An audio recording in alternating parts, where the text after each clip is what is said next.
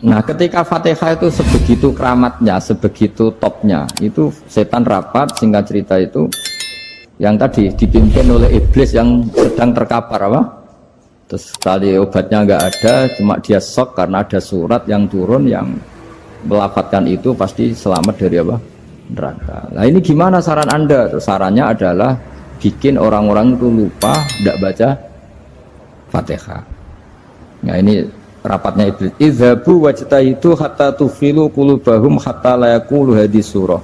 Kala yuksiru qira'ataha wa la yakunu lahum ajrun wa thawabun bal yakunu lahum adzabun wa iqabun. Kemudian yang terakhir saya beri ijazah tentang Al-Fatihah ya, karena ini surat yang populer.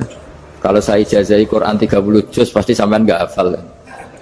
Atau ijazah surat Baqarah, kalau mau Baqarah mau. Ijazahi surat Baqarah mau 2 juz setengah. Mau Mas Asep? Ya Fatihah aja yang gampang ya. Nah, ya kulhu Fatihah ini paket ringan ini. Tapi pahalanya apa? Besar. Ini beda ya, artinya selama ini mungkin Anda baca tapi monoton ya. Tapi ini saya bacakan teks aslinya tentang istilahnya itu mazaya itu kelebihannya Fatihah. Saya baca Arabnya dulu, nanti ini terakhir ya, ijazah tadi kan saran-saran umum tentang sosial. Ya, pokoknya jadikan kebaikan itu punya nilai sosial yang baik lah. Jadi nanti orang yang nggak amanah nggak laku, ya calon bupati, gubernur, presiden yang nggak amanah juga nggak laku. Begitu juga kiai yang tidak amanah juga nggak laku, suami yang nggak amanah juga nggak laku, istri yang nggak amanah juga. Sehingga kebaikan ini jadi nilai sosial yang dalam tanda kutip sudah keniscayaan. Yang diinginkan Allah itu seperti itu, bukan kebaikan yang dipaksakan karena kekuatan negara. Maksudnya kalau bisa kebaikan itu tidak usah dipaksakan. Memang satu apa ya, sudah satu kebutuhan. Kayak cerita-cerita di negara maju itu, bahkan apapun jatuh itu nggak ada yang ngambil apa itu. Makanya gambarannya Mekah Medina kan gitu kan, barang jatuh nggak ada yang berani apa ngambil. Itu saking sudah jadi sistem.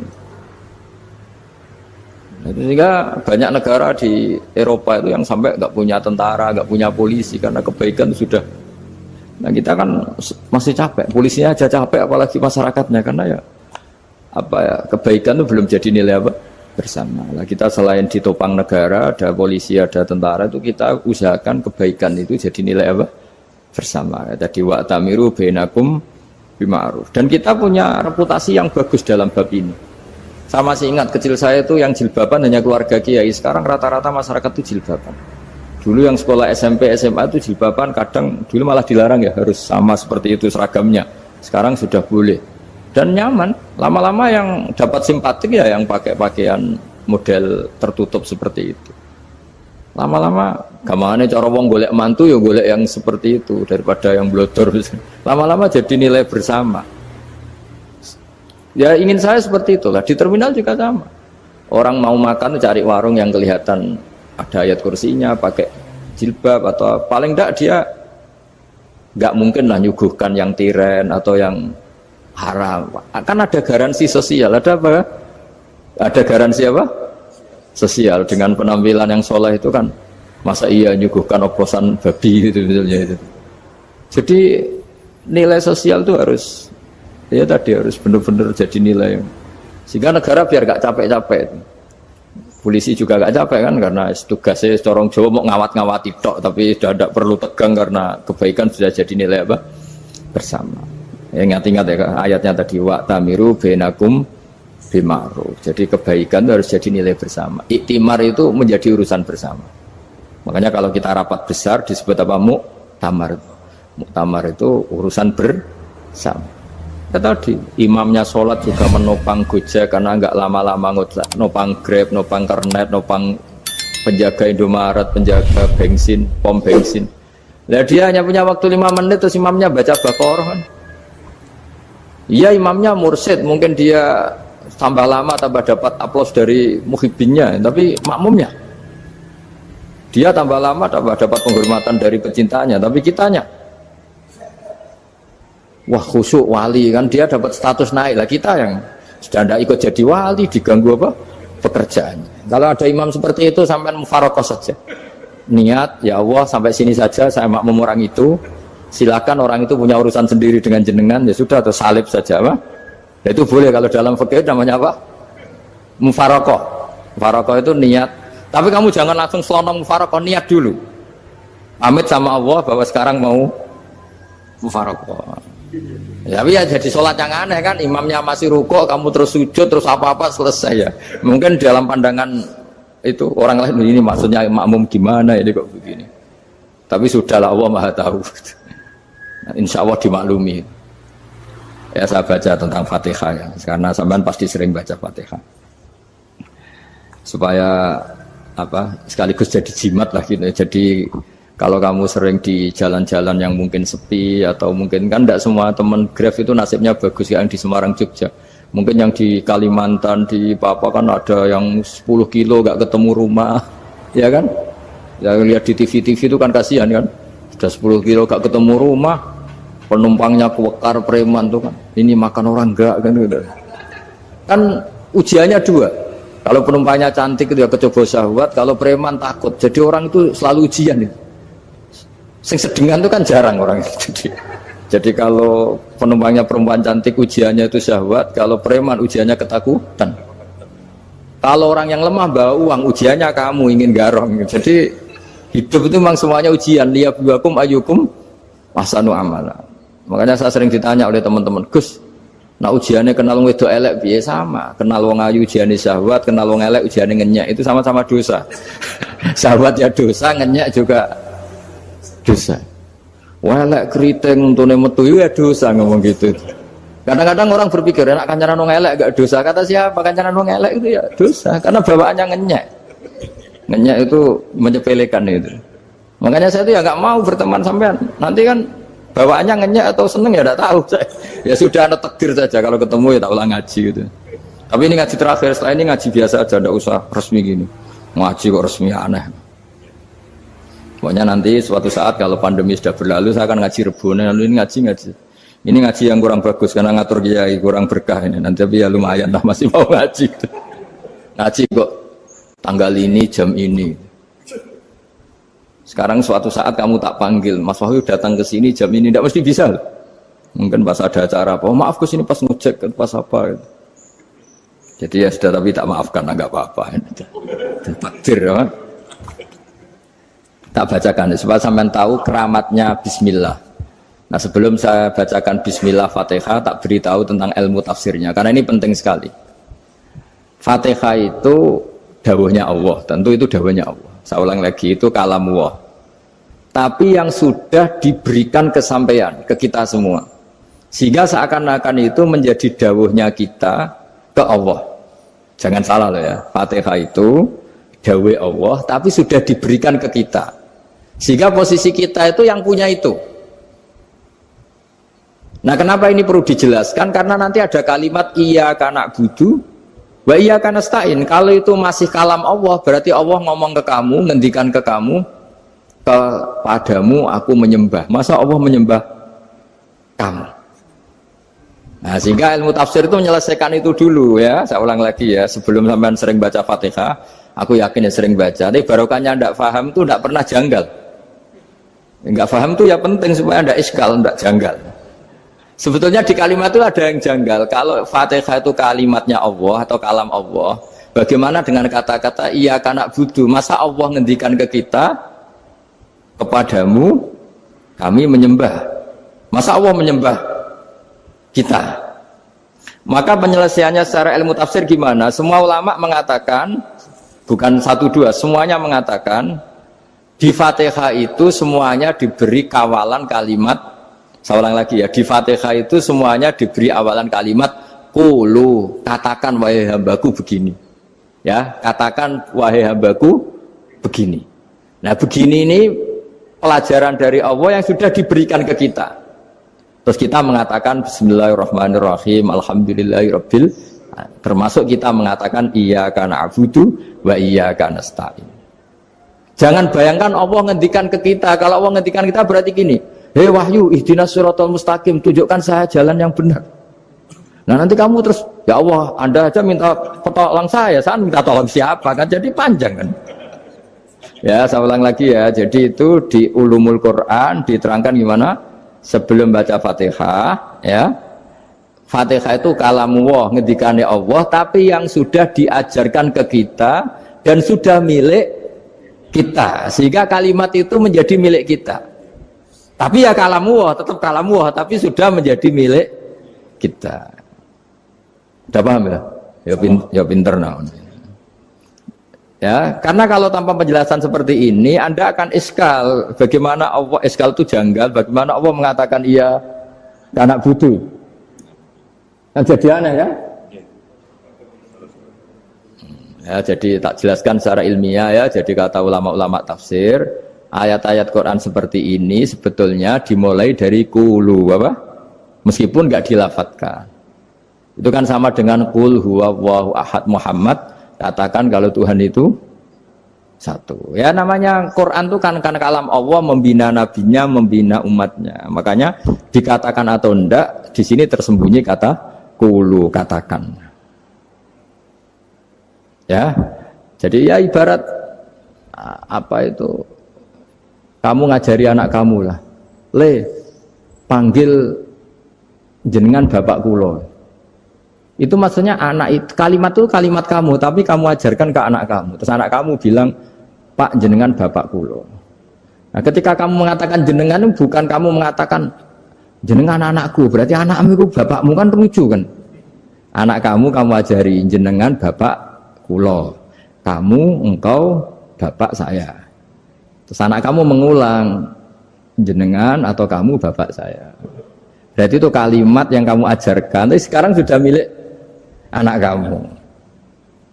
Kalau itu kalimat kamu kan lucu, masa anak kamu bilang bapak. Nah itu seperti itu. Jadi ulama memberi solusi atau jawaban iya karena abudu.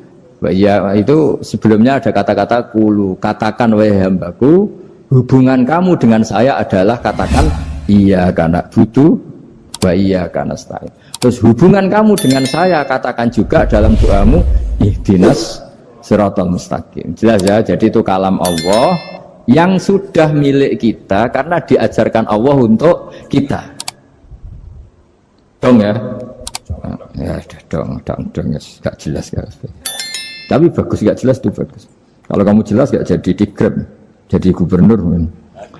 Min azimi fadliha kasratu asma'iha fadail ukhra. Ini cerita dramatisnya surat Al-Fatihah.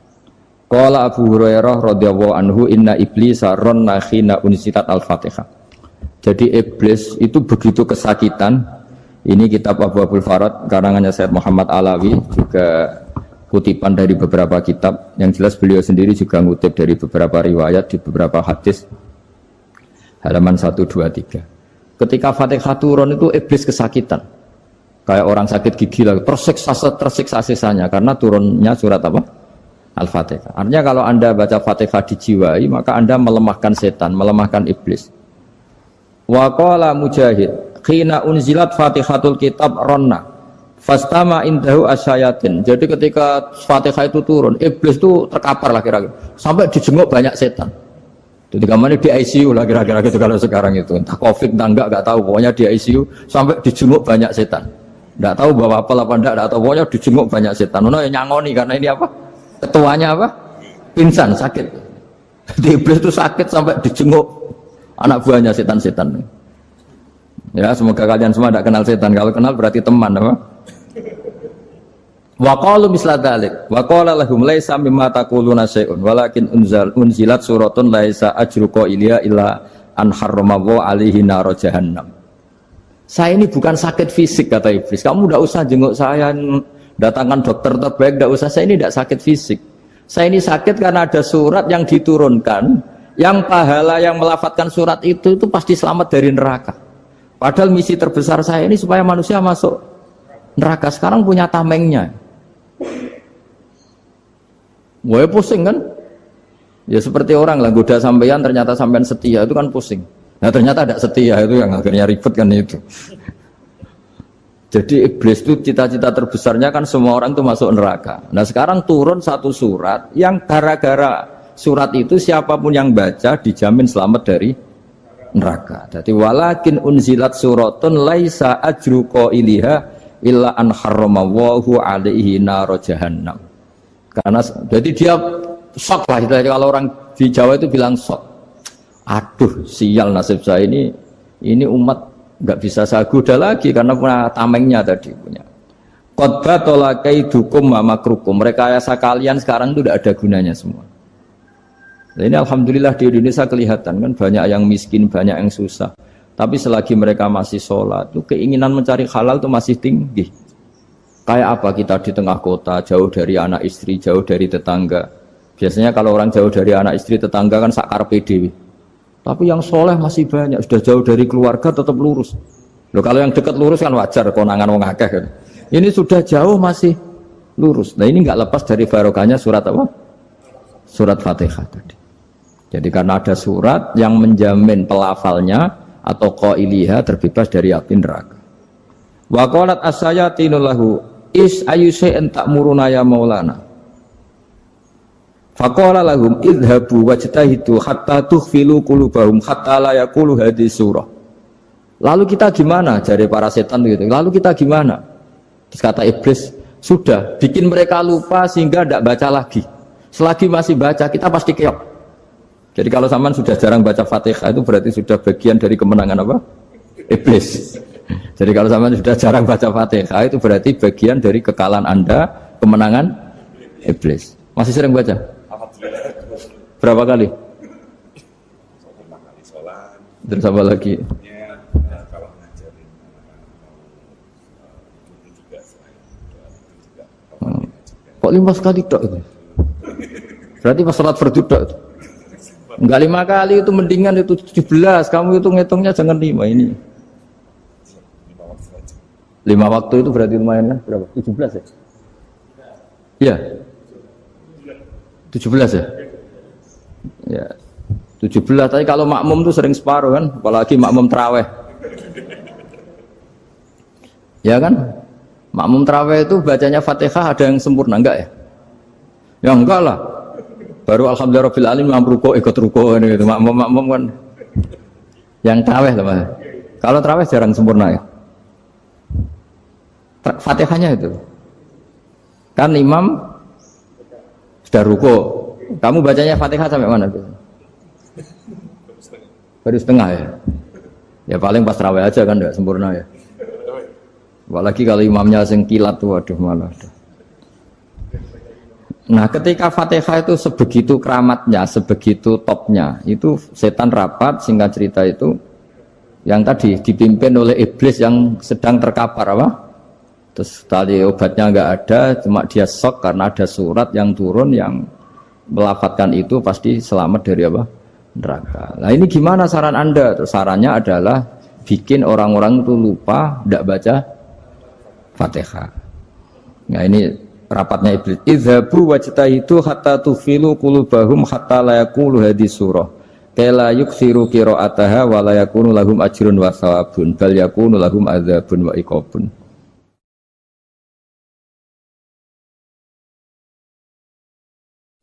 Jadi saya mohon selama ini Anda sudah baca, tapi mungkin hanya rutin saja. Kenapa rutin saja? Jadi barokahnya ngaji ini kamu punya kekuatan atau punya semangat membaca karena ini surat yang luar biasa. Ibarat gini, kalau sampean tanya, saya juga sering mikir, masa Gus hanya surat kok punya kekuatan seperti itu?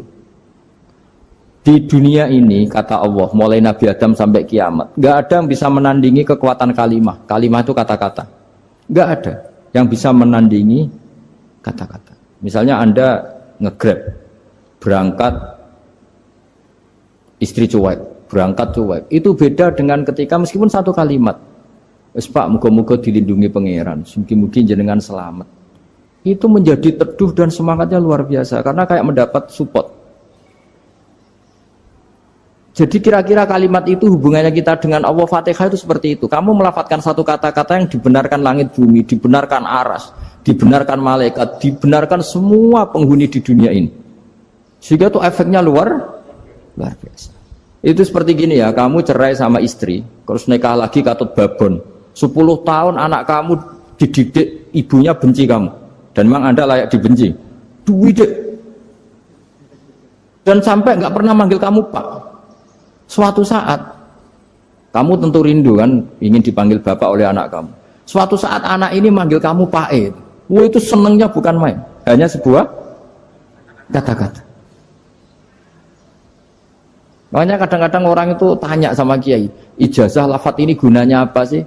Itu ijazah-ijazah itu untaian kata-kata, yang kata-kata ini dibenarkan langit dan bumi dan aras dan para malaikat, sehingga efeknya itu luar. Nah ibarat seperti itulah, kamu melafadzkan Fatihah itu melafadzkan kata-kata yang dibenarkan Allah dan Rasul dan semua malaikat, semua penghuni langit, maka ini efeknya pasti luar. Nah di sini lah orang-orang dulu itu tahu keramatnya itu, sehingga ketika melawan Belanda, melawan Jepang dulu itu kalimat-kalimat itu menjadi mantra yang luar biasa. Doa lah, doa yang luar biasa. Tapi di era modern karena orang sudah tidak ngerti itu, dianggap itu mantra, jimat, khurafat, bid'ah, waduh ribet meneh malah. Sebetulnya tidak seperti itu. Memang kata-kata ini kekuatannya luar biasa. Sama kesakitan hati kamu juga karena itu. Ngojek wangilan. Lha Pak di bojo kok kowe gagah tok kere. Wah, iku seling terus mesti. Padahal kalimat itu kan tidak melukai secara fisik, tapi apa kerjanya sesuk saras-sarasen. Karena terus dengan pengadilan seperti itu kan, ngapain kerja demi perempuan yang seperti ini? Lagi-lagi kata-kata ini luar. Nah bayangkan kalau kata-kata itu adalah kalimat yang diajarkan Allah lewat Rasulnya, lewat malaikat Jibril. Kayak apa kekuatannya? Nah, kira-kira Fatihah itu gitu. Kalimat yang baik, kalimatan thayyibah diajarkan oleh Allah dan Rasul, kayak apa kira-kira kekuatannya? Pasti luar biasa. Wong support yang dikatakan istri kita, anak kita aja luar biasa, apalagi ini support yang diajarkan Allah dan Rasul. Ya makanya saya mohon kalau baca Fatihah, baca kalimat-kalimat thayyibah ketika sholat itu dijiwai. Ya misalnya Rabbana lakal hamdu mil'us samawati wa mil'ul ardi wa mil'u ma syi'ta min syai'im. Engkau zat yang layak dipuji, dan pujian ini memenuhi langit dan bumi. Karena kita tahu nggak ada sejengkal di alam raya ini kecuali di situ ada rahmat Allah. Misalnya kamu bisa lewat sampai rumah saya, kamu mungkin anggap biasa saja. Coba kalau ngalami likuifaksi, tahu-tahu bumi ini ambles, bisa ngelewati yang likuifaksi itu luar. Tanyakan orang pernah ngalami likuifaksi di Sulawesi, itu melihat bumi bisa diinjak nggak ambles itu, wah luar. Sama nggak ngalami itu sehingga lewat bumi ya biasa aja. Coba kalau ngalami seperti tidur, ya biasa aja. Coba kalau ada gempa, bahwa bumi tenang ini sudah nikmat yang luar biasa. Masa kamu ngakui nikmat nunggu digituin? Ya kan? Nah, makanya baca Fatihah dijiwai lah, bahwa ini kalimat yang luar biasa. Nah, saya teruskan ya. Warwa Muslimun fi sahihihi an Ibnu Abbas radhiyallahu anhuma annahu qala bainama Jibril alaihi salam qaidun dan Nabi sami anaqidan min fawqi farafa'a ra'sahu faqala hadza babun minas sama futihal yawma lam yuftah qaddu ilal yaum fanazala minhu malakun faqala hadza malakun nazza ilal ardi wa lam yanzil qaddu ilal yauma fasallim waqal absyir binuraini qad uti tahuma lam yu'tahuma nabiyyun qablak Fatihatul kitab wa khawatimu suratil baqarah.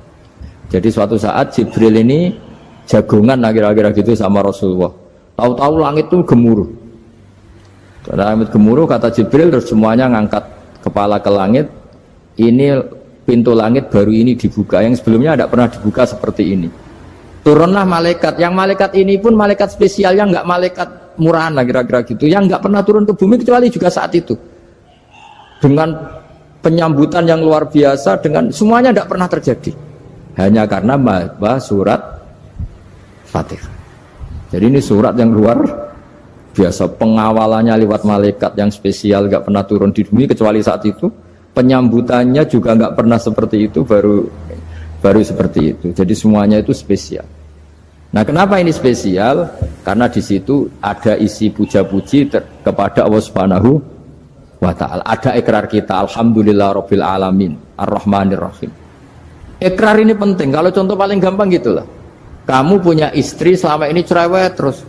Suatu saat ngomong, Pak, tak angen-angen rono wong lanang kayak sampeyan. Wah, itu langsung tidak ada lelaki sebaik engkau. Itu sampean senengnya, masya Allah. Karena ada ikrar dari seorang istri ke kamu. Nah, bayangkan kalau ikrar kita sebagai hamba diakui oleh Allah Subhanahu, maka ikrar ini akan dicatat sebagai kebaikan kita yang kita panen nanti di akhirat. Karena ada ikrar. Kita ikrar bahwa alhamdulillah rabbil alamin, kita ikrar ar-rahmanir rahim, kita ikrar maliki yaumiddin, kita ikrar iyyaka na'budu wa iyyaka nasta'in. Sampean misalnya jadi orang Indonesia, ketemu orang Indonesia yang makmur di Jerman, terus lupa Indonesia. Kamu orang Indonesia? Enggak, saya enggak orang Indonesia. Mangkel gak kira-kira? Mangkel. Karena salah ikrar kan gitu.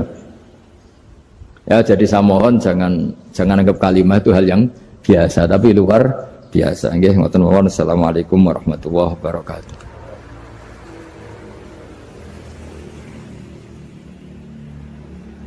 Saya berkali-kali kampanye di mana-mana lah, kampanye dan menganjurkan. Di antara catatan dalam Suhufi Ibrahim wa Musa kan ada kan di Quran itu yang dinamakan lampiran-lampiran wasiatnya Nabi Ibrahim dan Nabi apa? Musa. Itu diantara catatannya begini, orang yang punya akal itu adalah orang yang bisa menikmati sesuatu yang baik. Misalnya gini, contoh gampang gini, kamu punya anak pertama atau punya anak yang masih kecil, itu gendong tuh senangnya bukan main, melihat anak sehat tuh senangnya bukan main. Mungkin saat itu banyak orang yang sedang maksiat dengan perempuan nakal atau dengan teman-teman nakalnya, yang nganggap seperti itu tidak nikmat. Tapi andaikan ini ditimbang ya ditimbang. Yang maksiat betulan, misalnya paling ukuran bahagianya itu 70%. Tapi yang ini, yang nimang anak baru lahir atau masih kecil, corong Jawa ngeloni anak, bisa saja bahagianya itu sampai 100%. Artinya selama ini kesalahan kita adalah nganggap maksiat itu pasti menyenangkan dan taat itu tidak menyenangkan. Makanya saya berkali-kali fatwa, untuk melawan kenikmatan maksiat orang harus terbiasa menikmati taat, menikmati kebaikan. Jangan kira kita nimang istri nikmat, nimang anak nikmat, ketemu teman yang lama tidak ketemu juga nikmat. Artinya kita akan melewati berjam-jam untuk jagungan sama teman, sama anak, sama istri. Dan itu harus kamu nikmati supaya mengganti tidak berkebutuhan nikmat yang lewat jalur maksiat. Jadi saya mohon sarana-sarana yang menyenangkan itu, yang taat itu kita maksimalkan. Makanya bapak saya tuh sering pesen, kowe nak ngaji sing guyon, sing seneng. Nganti wong maksiat tuh karena cari kesenangan. Coba kalau kesenangan itu sudah didapatkan saat taat, maka tidak butuh lagi kesenangan yang berbentuk maksiat. Makanya orang-orang wali dulu kalau sudah sholat itu gak bisa berhenti karena merasa nikmat. Makanya Nabi pernah ngendikan wa qurratu aini fi sholat, nyaman saya itu kalau sedang sholat. Cara fikih kue wajib maca bismillah, cara hukum tauhid. Karena tadi kalau kita tidak baca bismillah, jangan-jangan kita meyakini mangan itu mesti wareg, nak ngombe mesti seger. Padahal kata mesti iki sing dadekno sire, karena seakan-akan makan itu punya kekuatan yang luar biasa. Paham sih kalau maksud? Malah bismillah itu penting sekali, sangat-sangat penting. Karena untuk menetralisir adat sing mulane wis pokoke bismillah. Mulane bismillah dari ulama sing pun usul kan bismillahirrahmanirrahim, kabeh maknane Quran disimpen Fatihah, Fatihah disimpen ning bismillah. Ya bismillah wis hurufe mok 19 sampeyan tau ngitung kan. Aku wong alim ora tau ngitung lah tetep ora. Perkarane yo maca kitab itu dadi aku pokoke bismillahirrahmanirrahim ku jumlahe pinten? 19. 19 iku disimpen ning bak. Wis 19 karek sithik disimpen ning bak. Kabeh ulama nyingkat bak iku bi kana makana wa bi yakunu mayakun. Bi sebab kekuasaan ingsun Allah kana makana yang ada menjadi ada, wa bi yakunu mayakun dan karena saya saja yang akan ada menjadi ada. Jadi anak putune Ruhin ya saiki dalam skenario ne Allah. Mbah-mbah Ruhin sing dipilih iku ya dalam skenario Tuhan. Di kana makana wa bi yakunu mayakun. Lane kula suwun mbuh pas mangan pas turu. Nak lali ya dibaleni ning tengah. Jare Rasulullah bismillahi awalahu wa akhirah. Jadi misalnya tengah-tengah mangan lagi eling, atau tengah-tengah jima, tengah-tengah apa lah pokoknya sing iki kon maca. Ini penting. Karena tadi kenapa terus setan mutah-mutah tadi? Sebenarnya setan ini ya seperti kita kan biasa. Jenenge wong ra di dhuwit ya ora iso ayem, wong nak ramangan ya lesu. Mosok ape mangan donga. Kita kan sudah dengan entengnya ngomong gitu.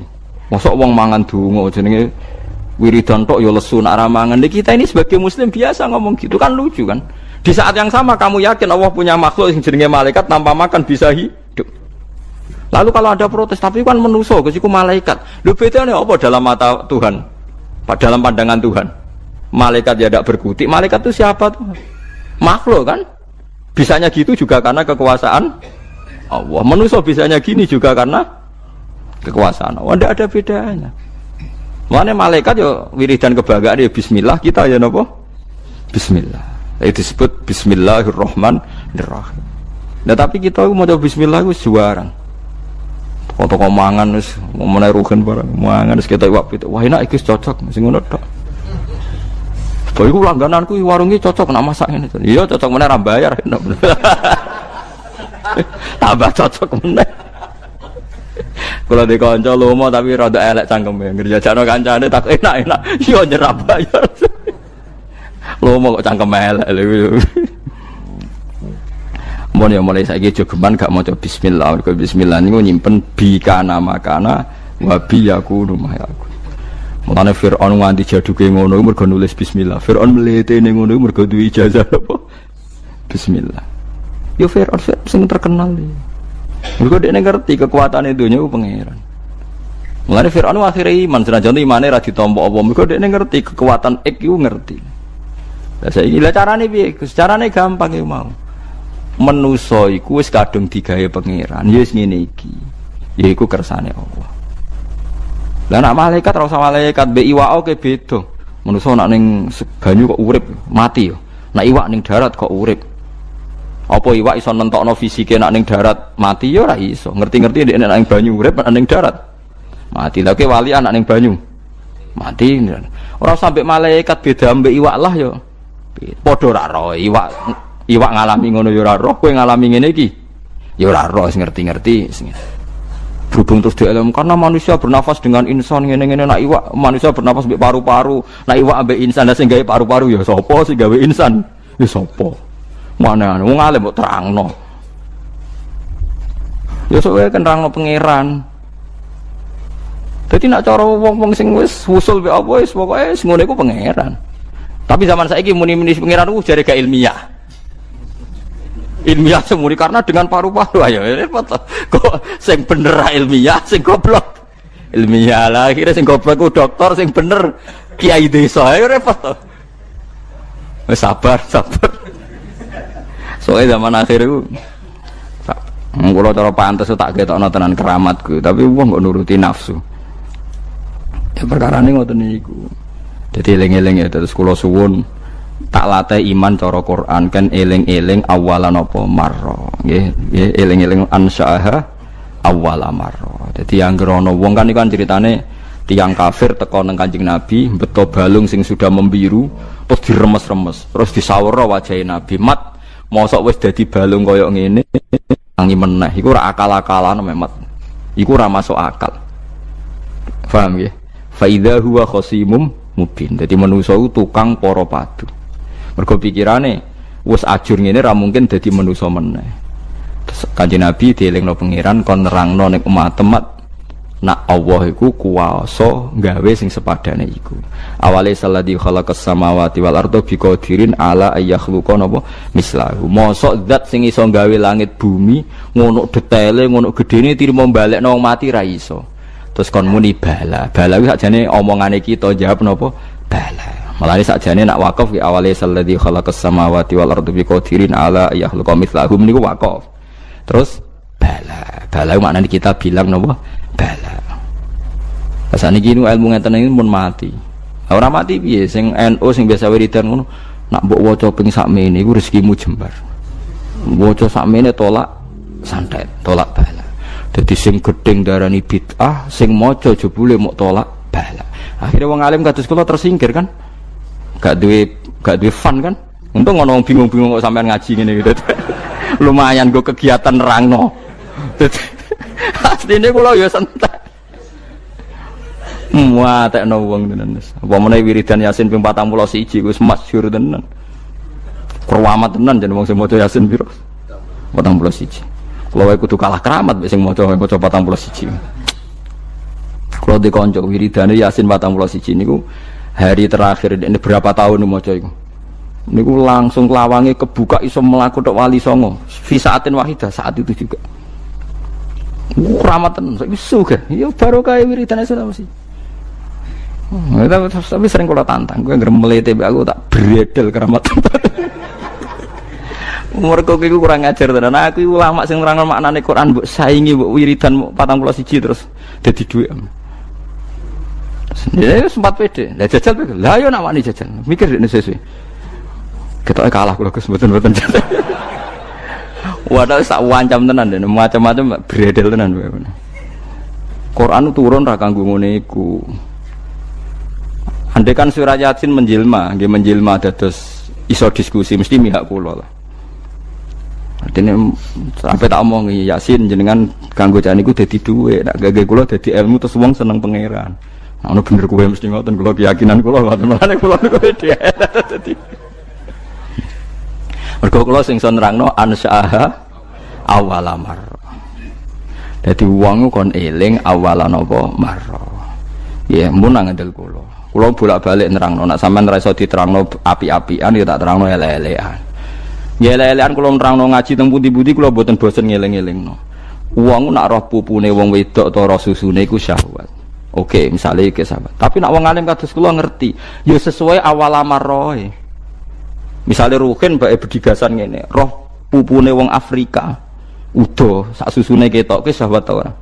Gak syahwat. Mergo awal amarroh Ruhin didesain iku desaine organ-organe sarape ora iso sahabat wong Afrika. Saiki nek ngono sahabate krana roh susu apa krana awal amarroh? Krana awal amarroh. Buktine padahal ada kaidah. Jenenge wong lanang roh susune wedok mesti sahabat. Saiki Ruhin dudono susune wong Afrika. Sahabat ora kena sahabat yo parah berarti. Tapi masalahnya takok wong kelainan kok dijawab. Repot. Gak jawab. Misal dia Melayu apa ora? Melayu, jadi Melayu.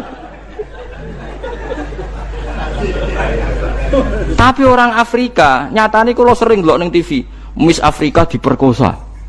Dari wong Jawa. Kok ngono dikekno aku ora gelem kok nganti diperkosa. Mergo desaine awala marra. Ya begitu juga masalah pitik. Nggih ngono kula mun nyontokno bola-balik. Tae wong didesain nek roh tae wong jijik. Tapi cara pitik iku pizza, menarik. Ya pancen awala marra wis beda pitik mek wong iku beda. Mulane jare wong alim. Tae iku mambu ta ora? Ya karek awal amarah iruke nek takono pitik ya. Ya sedep, tapi jare manusa mambu. Makanya saya pernah ketika tawaf anak-anak sarang yang idolakan saya itu, saya ingin di depan multazam jenengan berdoa. Saya ngamini karena doa jenengan mustajab. Mohon ngaji sik, nah ngaji kok tak dongakno nek eling nek ora ya wis. Ya wis oke jam 2 malam kita di atas tingkat 3 kalau enggak salah pas itu di Mekah. Ulang Bukhari Gus. Kalau ngaji Bukhari begini, ya tak ulang. Jam 2 saya ngajar sampai subuh sekitar 2 jam. Di situ lagi donga dengar kemuliaan. Kalau donga sederhana Gusti, bocah-bocah niki mugi-mugi wonten gunane teng umat Rasulullah, purun mulang mboten kedonyane. Ayo amin ya, amin. Wah. Padahal di antara mereka ketok ana sing donga kepen rabi, berkata wis tuwa. Ayo kula dongane ya Allah. Ini di depan multazam semoga anak-anak ini manfaat umatnya Kanjeng Nabi purun mulang, purun nopo-nopo teng masyarakat. Wes ikut tok amin amin pun bareng. Karena itu yang saya bisa tanggung jawab di depan Allah Subhanahu wa taala. Coba kamu berani enggak di depan Allah terus kayak ngomong dunia. Karena hanya mulang yang bisa mengantar manusia mencintai Allah dan Rasul. Coba barokahnya kabeh kiai darani haram zina. Berapa juta orang yang tidak berzina gara-gara dawe para kiai nak wong zina sok ben dakare itu kuwetok, virginity ditunjuk malaikat. Entah cara ngulang gimana, cara tahdir gimana terserah gayanya kiai masing mungkin Mustafa nyontokno payudara iki guwanto, ngene corak panjerot. Dadi roken duwe pinter menes dakare apa dikuwetok. Barokahnya tahdir seperti itu berapa juta orang yang kemudian tidak zina. Berapa orang enggak jadi rentenir gara-gara cerita para kiai. Berapa ribu juta orang yang enggak bodoh nih mergo Apa dari ilate coba digunting malaikat. Ini kan sudah kebaikan yang sudah masif, kenapa tidak kita tiru? Lalu ada gerakan uang tekone masjid saya jeleng Allah tok terus gak jelas ilingnya itu perkara apa? Lu kalau itu selingan nggak apa-apa Kang, ya 1 jam, setengah jam. Lian itu ya tetap dibelajarkan halal. Ya, tapi kalau mereka bilang, lah tapi kalau buatan sakit ya nyewa, ini kan orang nganggur-nganggur ruhin, Mustafa kan iso disokon mulang mabadik fikih. Ojo nyewa aku, meski gede larang. Ini kan murah, 200.000, 300. Lho kula ora narep lah wong kan wis rawani nyangoni sithik. Dari bangun resiko gak seneng kiai gede. Wis salami templek kadung ra pantes. Salami sithik lho kadung gak pantes. Ora jane kiai ngundang kiai cilik ae. Kiai gede ku resiko. Misale mulang fikih ngongkon aku. Wong wis sepakat. Nah, kowe kan sangoni 200 kan pantes kan ya. Kowe piro, Mas? Nyoro. Malah dari bangun kiai cilik ku tak bangel sugih. Kalau nak kiai gede, wong nyalami templek sidik ya isin. Nak kiai cilik itu ya biasa wae. Padahal sing iki luwih butuh. Ya sakit nek kiai cilik ya sakit. Tapi salah ilmu nerangun tapi akhirnya ya wis kono wae makome kono. Ya saya ulang lagi ya. Makanya kritik kita pada sufi itu bukan karena kita benci orang sufi enggak. Kecuali mereka mau belajar fikih. Dulu itu biasa ulama top sufi ngaji kiai fikih itu biasa. Kiai fikihnya ngaji ulama. Dulu kan Imam Syafi'i sehebat itu kamu kira ndak ngaji tasawuf? Ya ngaji ya biasa sama teman-temannya tasawuf kecil-kecilokan. Sama tak cerita Imam Syafi'i itu punya teman dekat namanya Syaiban Ar-Ra'i. Itu nak kecil-kecilokan fikih lucu. Ya rasa tersinggung sebagai partai fikih ya rasa tersinggung biasa. Imam Syafi'i itu sering dolan dengan Syaiban Ar-Ra'i. Dia ulama sufi. Sampai muridnya gremeng, misal katas Al-Hadal Badi. Sak jenengan takok wong desa ben. Jadi Imam Syafi'i ben. Takok aneh kan. Mata kulu fi zakat, zakat cara kue piye? Dan Habib Umar Hafid itu suka mengutip perdebatan Imam Syafi'i, dialog Imam Syafi'i dan Syaiban Ar-Ra'i. Saya juga suka karena saya sering lihat itu di Ihya di beberapa kitab ada. Mata kulu fi zakat, zakat menurut kamu gimana? Ala madzhabi atau ala madzhabi? Menurut madzhabku apa madzhabmu? Dari Imam Syafi'i. Ya cara madzhab apa? Madzhabku wis roh dhewe, lha apa tak kok kowe? Ya rada cangkem elek tapi lucu, Duren. Ada orang aku ya zakat itu wajib kanggo sapa wae, cek kere, cek suka ya kabeh wajib zakat. Nah, terus aturannya pangeran piye? Mosok wong kere wajib zakat. Ya apa melarat mesti dunyane halal. Ya iya sih, tapi yo mosok wajibna zakat. Ya bener jare takok. Nah, cara aku sebenarnya yo bener, saiki aku takok. Wong melarat iku dunyane mesti halal to. Saiki misale ana lapangan ning desa terus ana dangdutan mbok pengajian mbok hol. Mbok tuku rafiat tok. Terus digo parkir, lapangane sapa iki? Aku takok. Lapangane sapa? Sak desa kan? Modeknya tuku rafia terus koyok berhak sing untuk duit kok parkiran. Lah nek dene alasane lho aku fakir, apa fakir sak desa kowe tok. Mestine kullu fakirin fitil qaryah untuk saham. Ya ora. Terus aldekne sing kerja untuk paling akeh lah mergo tuku apa? Tapi nganggo lapangan tanpa pamit sak desa terus koyok paling kuwasa. Hasilnya piye dicelken? Misale kowe Malioboro ana lapangan utawa apa? Alun-alun utara selatan. Terus kowe mau modal tuku rafia mbok go parkir. Iku milkul amah apa milkuka? Jawab. Milkul amah berarti semua orang berhak. Paling sira berhak sandi, Mbak Pak Jokowi mergo sugih.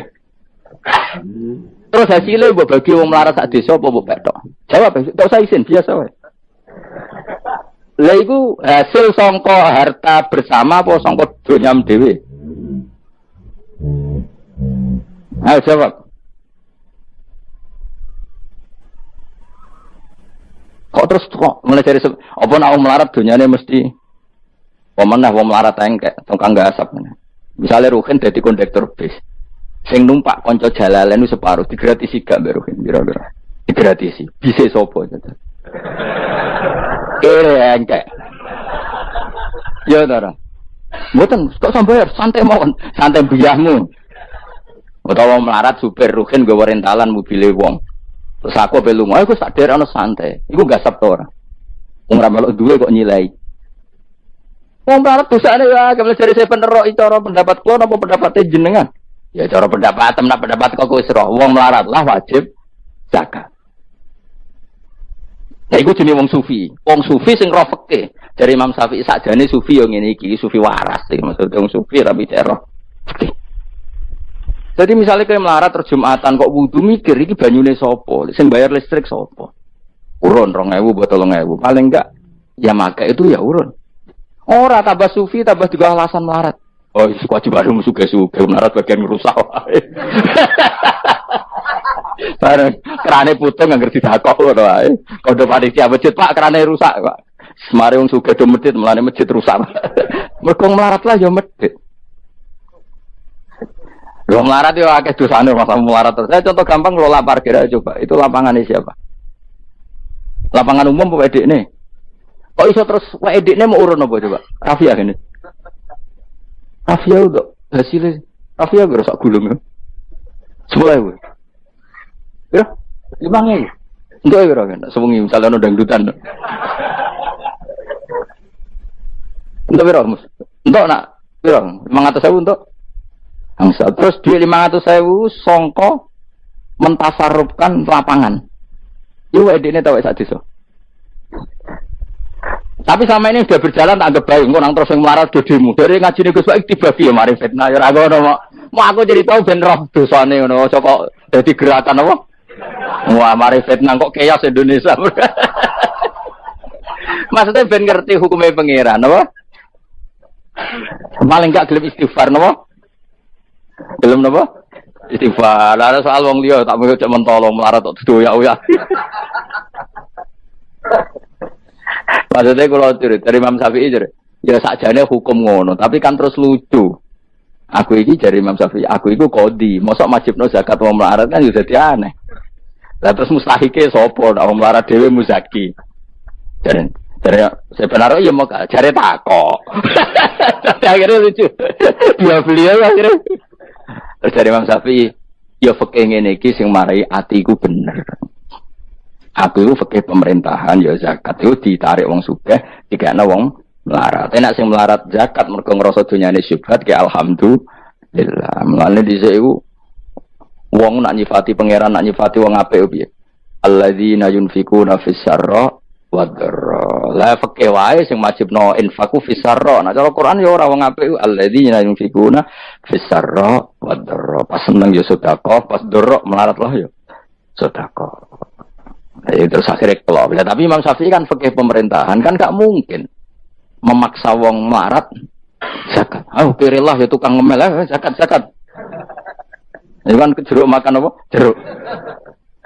Sehingga terus ada disiplin ya, ada muzaki, ada mustahik itu cara fikih. Tapi nak cara tadhirul mal. Dia cara tadhirul mal nyucekno donya wong melarat lah ya donyane akeh sing ora suci. Lan kula suwun nggih zakat. Maksudnya nak kowe kok hasil parkiran kok 500.000 ya zakatno piro nak 2,5% piro ini gak usah mikir Mustafa malah piro 10% 500 kan 50 ya piro 50 2,5 piro 2,5 ya sih gue lebih kota masjid dan lumayan giling-gilingan paling enggak jadi Rabbana zolamna anfusana ngerasa salah kalau ketemu janda-janda yang pojok desa ora di Pak kok gak 50.000 Duit apa dong? Jadi kafarah sampai duit saham neng lapangan. Pemenang ibu-ibu, nak canam merasa kei, wah biasa bal-balan, gue tahu nganggo lapangan. Nah ibu-ibu itu ramal tahu apa? Bal-balan. Jadi kan lumayan gue ngimbangi apa? Tapi aja terus demo ya, nak nong parkir ya. Barno ae, muga halal gitu. Cuma ini cerita, uang melarat lah. Sakjane, ojo muni wajib ya apa? Sakjane. Kata Rasulullah, saya dikasih hadiah yang para nabi sebelum saya enggak dikasih hadiah itu. Apa itu? 5 hal itu. Di antaranya apa? Kata Rasulullah, wa utitu khawatima suratil Baqarah. Saya dikasih terakhir-terakhirnya surat Baqarah. Di surat Baqarah itu umatnya Nabi dapat bonus dan ini luar biasa, yaitu ayat Rabbana la tu'akhidna inna sina wa akhtana. Ya Allah, jangan hisab kami, jangan beri sanksi kami, jangan azab kami kalau suatu saat kita lupa atau salah. SP nak kue urung salah, padahal mesti salah. Rai-rai ini gak mesti salah. Wes gaya perjanjian mbek pangeran Gusti, ndamel perjanjian dong, apa? Setiap saat salah langsung sepuro. Mohon buatan usah istighfar malih, mohon niku.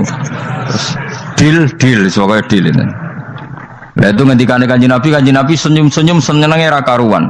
Dan setiap itu dibaca oleh umatku, Allah sudah jawab qala na'am. Jadi Rabbana la tu'akhifna inna sina au akhtona. Terus qala Allah menjawab na'am. Terus Rabbana wala tahmil alaina isron kama hamaltahu alal ladzina min qablina. Allah menjawab na'am sampai terakhir wa'fu anna. Allah jawab na'am. Bismillahirrahmanirrahim. Innahum sa'tamne wong akeh haula itu kesewte mengkono-mengkono wong kabeh bikori natima klan korene perkara badau kang sause iki. Kanu ana sapa ngakeh dzakila nalikane den ucapno lagu mare wong akeh. Maksudnya diajarkan disyariatkan apa syariat la ilaha illallah. La ilaha ora ana pangeran kang hak wujud, kang ora ana pangeran kang hak wujud. Nah cara ki kuno kang ora ana pangeran kang wajib disembah wujud illallah sause kecuali Allah. Mereka itu adalah orang-orang ketika dianjurkan untuk melafadzkan la ilaha illallah iku yastakbiruna yu sombong sapa wong akeh. Wa yaquluna lan ngucap sapa wong akeh inna latariku alihatina lisairim majrun. Inna ana ta kita latariku alihatina dadi wong sing ninggal pangeran kita. Fi hamzatihi iku tetep ing dalam hamzah aina mau te apa wae takut dama kang disapa mangkates niku kawingi lho tahqiqul hamzaten tasil terus idkhalu alifin. Lisa iren krono penyair majnune kang edan. Maksudnya masa kita meninggalkan ajaran leluhur hanya karena Muhammad sing kata mereka itu syair yang majnun. Lisa iren kedua penyair majnune kang edan. Eli ajli qouli Muhammadin tegese krono muk nuruti omongane Muhammad. Ini jare wong kafir. Qala ta'ala bal jaa bil haqqi wa saddaqal mursalin. Bal jaa balik teko sapa Muhammad bil haqqi kelan barang sing hak kelawan barang sing nyata utawa kelan barang sing abadi. Wa saddaqa lan bener sapa Muhammad al mursalina ing wong sing diutus sedurunge Kanjeng Nabi Muhammad. Iljaina tegese ingkang teka kabeh bi iklan hak. Wa wa ta haqu alla ilaha illallah ana pangeran kang hak wujud illallah kecuali Allah. Innakum ladaikul adzabil alim. Pun kula terangaken ya terus mulai napa wa qalu ya wailana hadza yaumuddin terus sekedap ini asyara bidzalika. Mun kula terangno kiamat iki, soal kiamat itu seru, ora usah ndelok. Kiamat itu seru, ora usah ndelok. Anjing ben kiamat itu semua orang dihisab, termasuk sampean-sampean barang dihisab. Pertama sing dijak itu jelas salat. Jadi kalau masalah ibadah mahdoh itu salat, nah masalah sosial itu asal tidak saling bunuh. Terus kalau terangkan ya, terus ngendikane Rasulullah sallallahu alaihi wasallam ngendikane la yazalul mar'u fi fushatin min dini malam yusib daman haroman. Bapak malih ya. La yazalul mar'u fi fushatin min dini malam yusib daman haroman. Seseorang itu boleh serilek-rileknya dalam beragama asal dia tidak punya masa lalu mengalirkan darah yang terhormat. Damane cara Jawa ora tau mateni wong, ora tau mateni wong, ora tau mateni wong mukmin utawa ora oleh mateni wong sing muahad atau musta'man. Ya ada aturannya lah. Jadi kalau sampean urip ora tau mateni wong iku wis cara beragama iku rileks karena fifus satin minti ini. Nah tentu mateni itu ada banyak sebab, diantaranya fatwa yang ekstrim. Sehingga ulama dulu itu senang guyon sampai keterusan saiki. Jadi kabeh wong alim khase sering guyon karena memang menghindari omongan penting. Kenapa? Karena sekali omongan penting ini kadang yu'addi ilal fatwa bitaqatul. Takutnya fatwa itu ekstrim, kemudian saling apa? Saling bunuh. Sehingga masyhur itu ada pepatah bahwa statement ulama atau qalamul ulama, penanya ulama itu ahaddu minas sayf, lebih tajam ketimbang apa? Pedang, karena bisa menimbulkan macam-macam. Sehingga dulu banyak ulama kalau bab jinayat itu sudah tidak mau baca bab jinayat. Jinayat itu karena ya takutnya fatwanya itu ekstrim. Ada beda zaman Nabi itu kan enak ya. Sehingga Nabi mesti bener ya. Musuhnya Abu Jahal CS mesti salah ya. Tukaran saiki wis gak seru. Tukaran mbek kowe repot. Masya aku musuh sampean ini soalnya bener sampean. Wong ora tau urip ora tau seneng mbok musuhi ku piye ngono dadi. Kan gak penak. Ya misalnya kiai itu kan mbek santri. Wong mesti kan normale bela kiai ini mergo luwih alim luwih bener. Tapi kan cara pandang lha iya sing bener kok mau ngalah kan. Iso wae sing disalahno pangeran iku sing saiki wong tuwa tukaran mbek anak, kira-kira wong nyalahno sapa? Kalau orang tuane apa anake? Cara kowe dadi hakim. Wong tua kok wani anak, kualat tuh ya lucu. Ini kan anak kok wani wong. Tapi wong tua kok wani anak, wong tua model opo? Terus anak wani wong tua ya anak model opo? Ya model milenial model. Tapi potensinya itu sama-sama salah. Sehingga ulama itu mulai dulu itu menghindari ngendikan penting itu menghindari karena ya tadi takut fatwa itu. Saya ulang lagi ya, jadi seseorang itu selonggar-longgarnya dalam beragama asal tidak pernah membunuh, tidak memburu darah yang seharusnya tidak terbunuh. Terus kalau masalah ibadah itu Allah ngambilnya sholat. Awwalu ma yuhasabu bil mar'u napa? As-sholat. Pertama yang dihisab itu sholat. Jika sholatnya lolos, maka hisab yang lainnya napa? Ringan. Jempol ngoten. Terus ada hisab-hisab yang iku lawaca mungkin sampean iso ngantisipasi hisab. Nah, jadi la tazulu qadama Adam atau qadama ibni Adam yaumal qiyamah hatta yus'ala an arba'in. Pertama ditanyakan dari sifat mudanya, dihabiskan untuk apa, umurnya untuk apa, hartanya dari mana, setelah mendapat untuk apa. Terus wa an ilmihi madza amila bihi, terakhir setelah mendapat ilmu itu apa yang dia perbuat. Mana ada orang tua ilmu itu tidak ditakoki oleh pangeran dong ngerti apa takoki. Ilmu bisa nglakoni, mboten gadah ilmu ya Gusti. Terus serepet sampeyan. Dunya mboten gadah dunya. Lha apa ning dunya nggih ngentosi mati sing mon-mon niku aman apa? Sebab itu orang fakir itu masuk surga lebih cepat timbang orang kaya kacek pinten 500 tahun ketakoki. Dia apa mboten gadah napa-napa. So ngaji mboten. Jadi gak perlu pertanggungjawaban mereka nopo sekacauan. Nah, sementing kalau terang ngeten ya, ini penting rungokno. Mahsyar iku maknane iku nggon giringan. Terus kiai kuno maknane bayangno nggon mahsyar iku maknane tempat dihalonya semua manusia. Terus mauqif itu tempat diberhentikan, nopo tempat diberhentikan. Terus di situ Anda innahum mas'ulun, mereka semuanya ditanya, dihisab. Di rumah Nabi semuanya dihisab. Terus ngendikane Kanjeng Nabi hasibu anfusakum qablaan tuhasabu. Menghisablah diri kamu sekarang sebelum kalian semua dihisab. Sehingga potensi kita ini umat Islam utamanya sing tahu ngaji-ngaji ini, sampean semua dihisab ini kemungkinannya kecil. Karena ketika kowe ning donya sampean sedanteni kan biasa wis donga Rabbana zulamna sana. Jadi ya Allah, saya ini benar-benar mendolimi diri kita sendiri. Karena tujuannya hisab itu taubah. Taubah itu mempermalukan mereka di depan umum. Seorang lagi ya. Jadi semua hisab itu taubihan, mempermalukan mereka di depan umum bahwa mereka orang yang buruk. Sementara kamu di dunia sudah sering ngaku orang buruk. Saya ini wis rawang akeh maksud ini kan. Jadi ngakuin apa Rabbana zalamna anfusana, sehingga ngendikane Kanjeng Nabi sebuti hasibu anfusakum qabla an tuhasabu. Menghisablah diri kamu sendiri sebelum nanti kamu benar-benar dihisab. Sehingga umatnya Rasulullah itu kemungkinan kena hisab itu kecil sekali karena tadi sudah terbiasa menghisab dirinya sendiri. Apalagi kita, kata Rasulullah, saya dikasih hadiah yang para nabi sebelum saya enggak dikasih hadiah itu.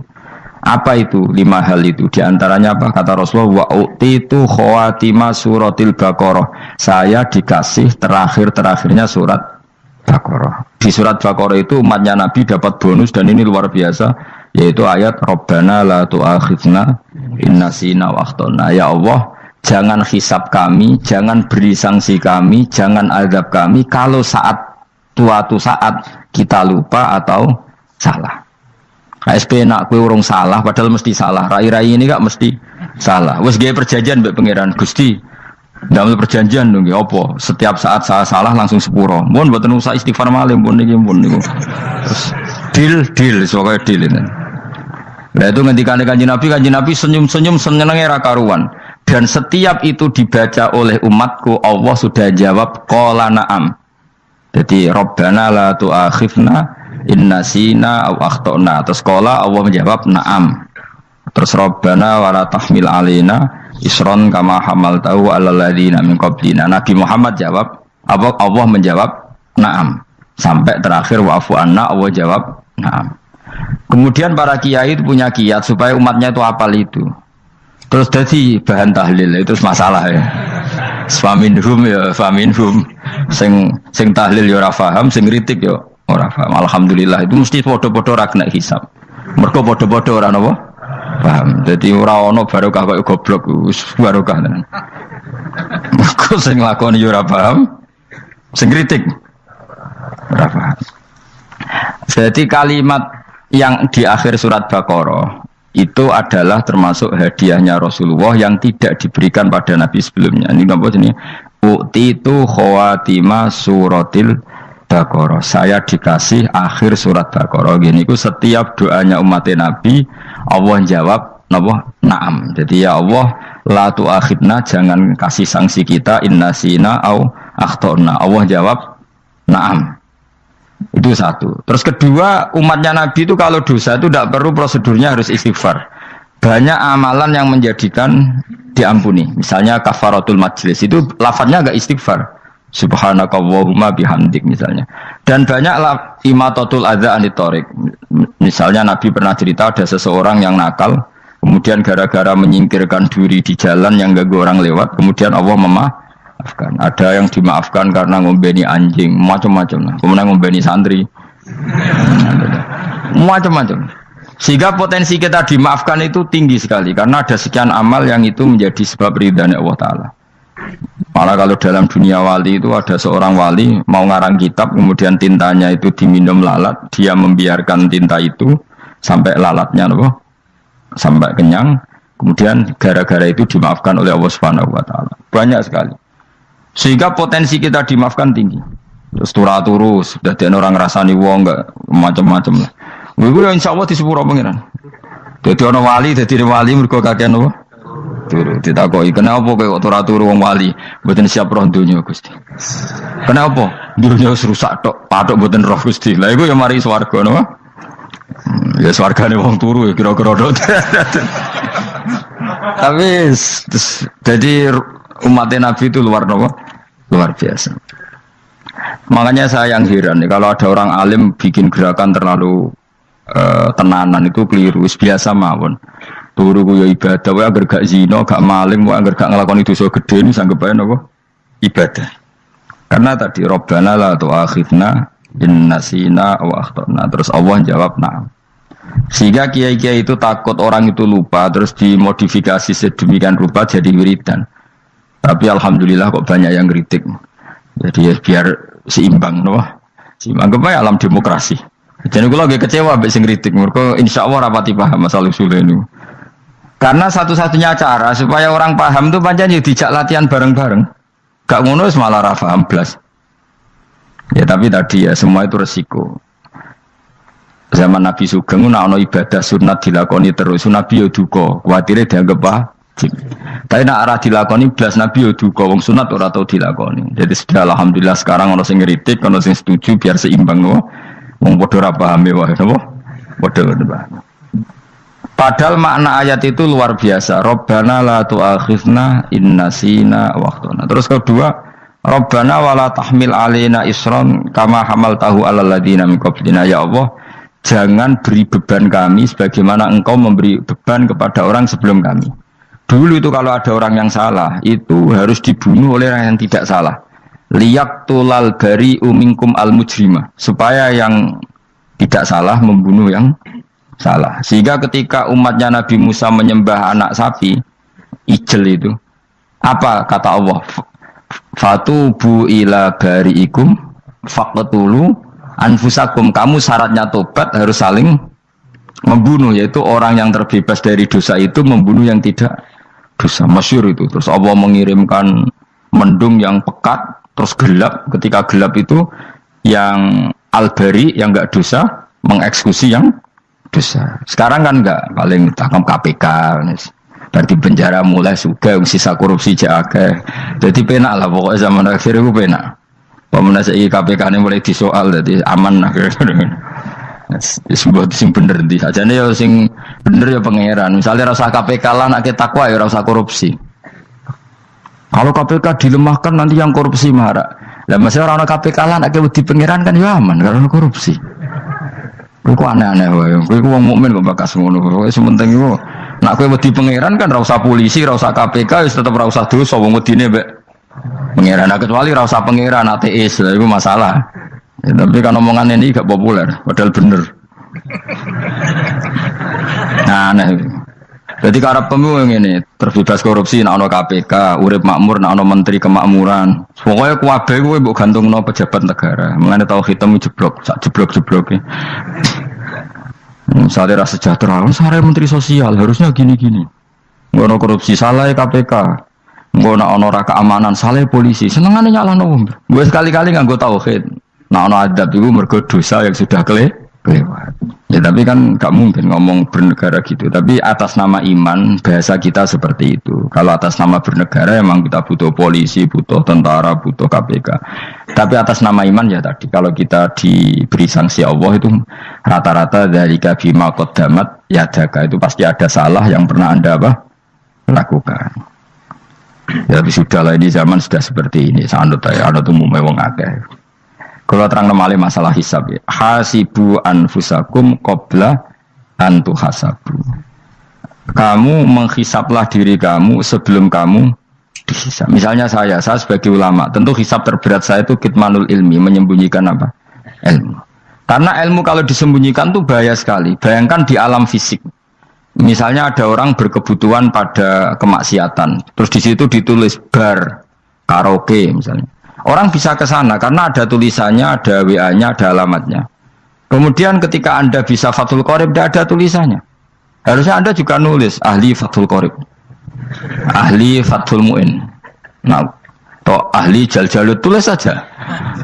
Ahli Primbon. Enggak apa-apa, tulis saja. Penerus Ronggo Warsito, tulis saja.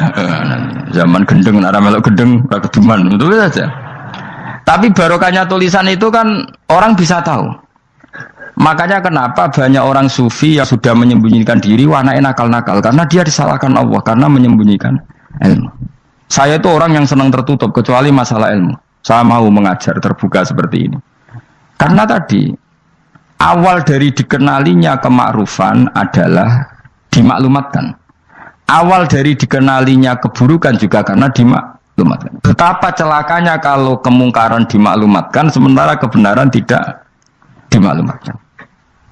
Makanya Mbah Mun itu sampai berfatwa, Mbah Mun guru saya itu. Nah, ono masjid ra ono menawarane Mbah Mun duka.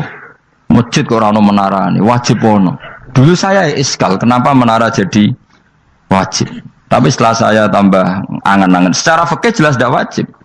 Tapi coba bayangkan, misalnya ada bar lampunya tinggi, orang dari jauh tahu itu bar, sehingga kalau mau maksiat misalnya ingin ke sana. Sekarang misalnya masjid gak ada menara nih, ada orang ingin sholat, orang masjid tahu orang. Tapi baru kayak ada menaranya kan, tahu. Intinya semua kebaikan itu harus dimanarohkan. Makanya manaroh itu dari kata nur, dimenarakan, dari kata nur, dari kata dicahayakan, dimaklumatkan. Sehingga mulai dulu lama itu meskipun humul itu menyembunyikan diri. Tapi kalau masalah ilmu mereka membuka diri. Nah, coba kalau misalnya ngaji seperti saya ini, saya tidak terang-terangan jadi orang alim. Sebetulnya enggak baik. Kalau kamu ujub, sombong, aku orang alim itu tidak baik. Tapi kalau kita kan tidak karena ujub tadi, harus memaklumatkan. Coba berapa bapak-bapak yang tertolong nyari bidan ketika istrinya hamil, gara-gara tulisan karena yang nolong itu bidan, ya kan, dokter gigi. Atau kalau enggak dokter, yo ahli gigi. Ahli gigi itu yang dipasang tanpa medis ini. Enggak kamu menjadi tahu karena apa coba? Tulisan. Tapi kenapa kebaikan tidak seperti itu? Harusnya sampean ya tulis saja. Misalnya sampean enggak alim saja, maklar orang alim. Siap menyalurkan ke tempat-tempat orang alim. Coba TKI tenaga kerja itu. Mereka tahu Korea, Hongkong karena tulisan penyalur tenaga kerja. Tulis saja rumah kamu penyalur ke orang alim. Nanti antar kembeduan. Kalau ada orang tanya, maksudnya gimana? Kalau butuh orang alim tak antarkan. Oh itu sudah, itu kalau se-Indonesia, itu luar biasa. Jadi yang ngajinya dulu Fathul Qorib sampai bab sholat saja, ahli Fathul Qorib sampai bab sholat. Tulis saja dalam kurung pemahaman pas-pasan. Enggak apa-apa. Lo coba dokter itu kan fair. Kalau ilmunya pas-pasan tulis dokter umum. Kalau dia merasa pinter, dokter spesialis. Dan itu menjadi orang tahu. Tulis saya kan ke ahli saraf. Nah, buatan guyon itu betul. Makanya saya ini termasuk orang yang menyembunyikan diri. Tapi kalau bab ilmu enggak. Sehingga nyun saya ada sombong banyak gus-gus alim yang ngaji saya Jamul Jame, ngaji Mahali. Padahal itu kitab tersulit di pondok. Tapi gara-gara saya sering cerita, saya pernah ngaji Jamul Jame sama Mbah Mun. Saya pernah mentakriri kitab ini. Hanya banyak yang ngaji saya. Kalau tanpa itu kan mereka tidak tahu. Ya sama nggak apa-apa kalau menyaingi saya. Tulis saja di rumah kamu ahli Jamul Jame. Barang diparani ahli apa? Ahli jilid. Maksudnya kalau kitab kamu rusak bawa sini. Ya nggak apa-apa. Nah, sehingga syarat utama jadi nabi itu sebetulnya memaklumatkan din kiri. Ya saya ulang lagi. Pertama nabi jadi nabi syaratnya apa? Memaklumatkan. Sehingga pertama beliau jadi nabi naik gunung Sofa, kemudian ya maksara Quraisyin halumu ilayya, wahai orang Quraisy kesini. Terus nabi mulai manggil satu-satu, ya bani Abdi Amanaf kesini, ya bani Fihr kesini. Terus saya ini adalah an-nadhirul mubin, saya sekarang diangkat jadi nabi.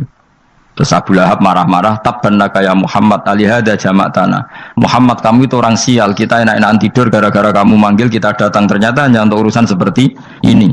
Makanya terus ada tabat yada abi labi watab. Tapi yang iman kemudian tanya, Muhammad kalau kamu setelah jadi nabi misinya apa?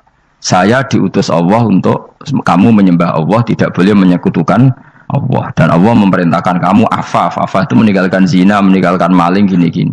Coba kalau nabi tidak memaklumatkan diri, jadi nabi seklunak-klunus, ketemu wong monggo nggih. Ada tembu dia nggih. Sengerti nak nabi ku sapa sih? Sehingga orang-orang yang humul, yang menyembunyikan diri itu di bab ulama masalah besar itu. Karena ciri utama dosa adalah kitmanul ilm. Makanya Nabi sidik amanat tabligh fatona. Tabligh itu lawan katanya apa? Kitman. Makanya saya ngaji di mana-mana. Saya di Jakarta ngaji, di sini ngaji, di Pasuruan ngaji. Harus dimaklumatkan ilmu. Dan kalau ada orang tanya ya tak jawab. Saya itu kitab yang paling aneh di pesantren, misalnya yang mulai aneh lah. Gak Jamul Jame. Saya sampai sekarang masih ngajar Jamul Jame. Kitab yang aneh. Macane lagi roh judulnya pusing. Jamul Jawame. Kumpulannya pira-pira kumpulan. Jadi ilmu apa ae ana ning kono. Sing gak ana ilmu dukun, mboten enten. Ilmu carane bodoni ora ana. Ning kono mau carane mlebu swarga tok. Mana potensi kula mlebu swarga itu tinggi sekali. Cara sing model piye duwe. Dadi mun. Dadi cara sing model piye duwe. Jadi cukup banyak napa? Coro. Sampe nek ndek cara sitok ora mesti kula nu gak ada cara kathah. Dadi nek di cara iki mentok, ganti cara iki mentok. Ya terakhir paling gampang cara nganggo fadhole pangeran. Iku kena mbok tiru. Pokoke mbok swarga nganggo fadhole pangeran. Masalah utama kita sebetulnya itu. Makanya saya tidak pati cocok sama orang sufi itu. Kebenaran itu harus dimaklumatkan. Sementara orang sufi itu ingin menyembunyikan diri. Itu kalau untuk yang alim itu tidak bagus. Wong kita saja tahu itu dokter atau bidan karena tulisan. Ini bidan, ini dokter. Dan mereka jujur, dokter umum, dokter spesialis. Ya coba misalnya di kota, kamu tulis saja penyalur kebaikan. Orang yang ingin mondok, pondok pilihannya ada, Sarang ada, Peloso, Lirboyo. Kalau saya ke sana gimana? Saya kenal Gusnya. Anter. Wan keren, juga ada penyalur. Kalau orang bisa tersalurkan ke Korea, ke Korut, ke Jepang karena tulisan, kenapa tidak banyak orang tersalur kebaikan karena tulisan? Orang mau kelunak orang jelas. Meskipun nanti ditawari orang, mesti dulu sih ahli takrib, mesti wong guyu, ahli fathul qorib sampai bab sholat. Tulis saja jujur, maaf tapi hanya sampai bab sholat. Tulis saja, ada maafnya barang, maaf tapi sampai bab sholat. Enggak apa-apa. Paling untuk wong sowan, larian mau doa jenengan 2 tahun. Tapi ini bodohnya mau 3 bulan, mulai ngaji ini untuk bab sholat. Enggak apa-apa. Nah, itu dulu memang begitu. Rasulullah zaman Sugeng itu kalau ngajari santrinya itu balighu anni walau ayah, maklumatkan ke kampung kamu meskipun 1 ayat. Banyak sahabat kalau ditanya ya tidak bisa karena ngajinya tidak hatam. Tapi ya terus gak bohong, engkau tak soal Abu Bakar, tak soal Umar, ditanyakan yang lebih pintar. Saking tidak pahamnya sahabat itu lucu. Ketika ada ayat Wa kulu washrabu hatta yatabayyana lakumul khaytul abyadu minal khaytil aswad. Itu kalau mau tidur ya benar-benar bawa benang putih sama benang hitam, ditulis dipasang di pintunya. Jadi kalau makan diinceng lagi, kok masih belum kelihatan, wah masih boleh makan. Terus begitu. Kalau sudah mulai syuruk, mulai padang, wah berarti sudah imsak. Jadi karena makanlah dan minumlah sampai benang hitam